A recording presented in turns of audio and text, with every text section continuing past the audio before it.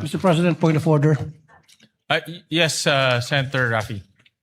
What's the pleasure of Senator Raffy Tulfo? Mr. President, in the past few weeks, I have coordinated with the Office of the Majority Leader regarding the membership of the committees I hold as chairman.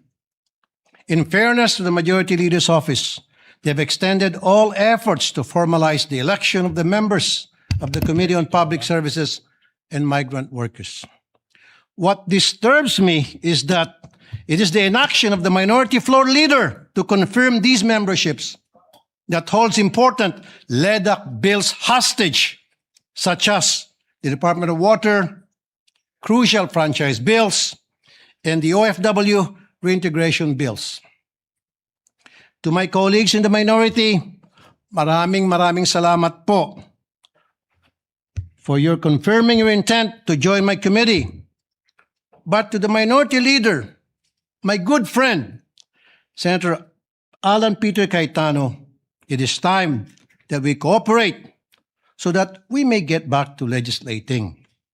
If you have time to go on FB Live, maybe you have time to confirm or give the go signal to your minority members. Kasi Mr. President, pabalik-balik na po yung staff ko sa office ni Senator Alan Cayetano para kumuha raw ng go signal nang sa gayon yung kanyang mga members ay ma-elect na sa committee ko. And all of them were saying we're more than happy and willing to sign, pero ayaw ni Senator Cayetano, Alan Cayetano. I don't know anong dahilan niya, bakit niya hino-hostage yung pagiging members ng kanyang mga kasamahan sa committee ko. Hino-hostage niya po yung mga LEDAC bills sa kanyang pagtanggi na bigyan ng go signal ang kanyang mga kasamahan sa minority para pumirma. Mr. President, sana makarating to kay Senator Alan Peter Cayetano. Kanina sana kausapin ko po siya, kaso wala po siya dito ngayon. Therefore, I have no choice para dalhin to sa floor. Maraming salamat, Mr. President. Senator Raffy, thank you for that reminder. In fact, we have 32 committees that have yet to be fully convened. Kulang pa ho tayo ng mga members. And we would like to request later on, me and the majority leader would coordinate and talk to our minority leader to provide us with the list of members to fully complete the 32 committees. We recognize Senator Pia Cayetano.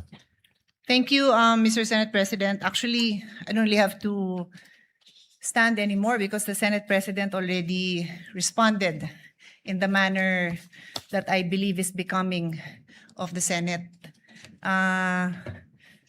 Senator Tulfo, madali niyo naman akong tanungin, alam niyo naman kapatid ko si Alan, kung gusto niyo may iparating. Huwag na ho kayo magdrama ng mga pa-hostage. Hindi ho tayo ganito dito. And I certainly hope, that you don't set a precedent kasi I don't know the Senate President to be that way. I don't know the Majority Floor Leader to be that way. He happens to be seated beside the former Senate President. The Minority Floor Leader doesn't happen to be here. I can talk to him. Pag in-ignore niya kayo and the next day, wala pa rin, then sige, sabihin niyo yung gusto niyo. Pero huwag naman sanang ganun. Wala ko akong naalalang ganun magsalita dito sa Senate for the 19 years that I've been a senator. Yun lang naman po. Thank you, Mr. Senate President. What's the pleasure of Senator Raffy Tulfo? Sandali, Mr. President, ubusin ko muna yung tawa ko. Never po ako nagdrama dito. Simula nung ako'y maging senador, never ever po ako nagdrama rito. Halugugin niyo po yung mga post sa social media. Never niyo ako nakita nagdrama o ginamit to para mag-grandstanding. Alam niyo po yan. Alam na lahat ng tao rito. Sino ang nagdadrama? Tumingin muna kayo sa salamin bago kayo magsalita. Salamat po. Pareho naman pong majority and minority gusto ng mag-focus sa trabaho. Yeah. At kanina ho, natapos na ho natin yung anti-hospital detention na napakaganda po yung debate at pag-amenda. At naniniwala po ako na mabubuon rin natin itong mga committees natin sa pamamagitan ng coordination between yours truly and the majority leader. Yeah, Mr. President, we'll just both reach out to our dear friend, Yes. the minority floor leader. He hasn't been feeling well, so let's give him. We'll reach out to him. We'll reach out to him, and by tomorrow we can settle this issue and elect already the members of the minority. Correct. But at least I can guarantee and say that Senator Amy is on all those committees. As being deputy minority floor leader, she's in all those committees. At We just have to masipag elect yan si other Senator members. Amy. Opo. So don't worry, Mr. President. We'll reach out to our dear minority floor leader, and I'm sure by tomorrow we can settle this all, and we'll start electing members to be able to sign the committee reports. Yeah, We because- guarantee all our members, both in the majority and the Yes, minority. because we cannot sign the committee reports without completing the committee memberships, as well as the BICAM and the ratification without completing the membership. So it's really important that we should complete that Yes. as soon as possible. Absolutely, Mr. President.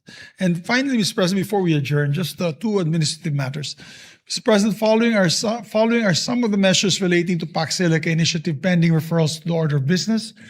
Under resolution number PSR number 547, introduced by Senator Amy Marcos, and PS resolution number 571, introduced by Senator Raffy Tulfo, with the consent of the body, I move that PS resolution number 547 and 571, together with PS resolution number 541, titled Resolution Directing the Senate Committee on Environment, and Natural Resources and Climate Change to conduct an inquiry in native legislation into the nationwide practice of illegal wastewater discharge and improper septic waste disposal, be included and taken up in the hearing of the Committee on the Environment and Natural Resources and Climate Change to be held this Friday, August 14, 2026.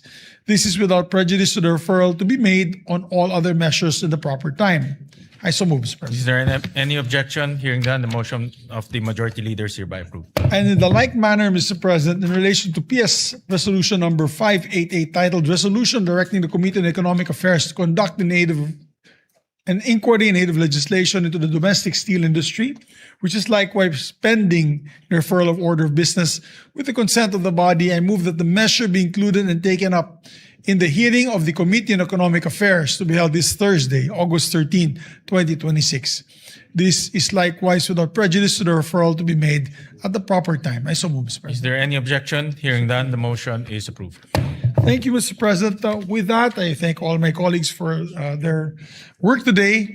And I move, Mr. President, we adjourn until 3 o'clock in the afternoon, Wednesday, August 12, 2026. I so move. Is there any objection? Hearing none, the session is adjourned until 3 o'clock in the afternoon, Wednesday, August 12, 2026. Maraming salamat po.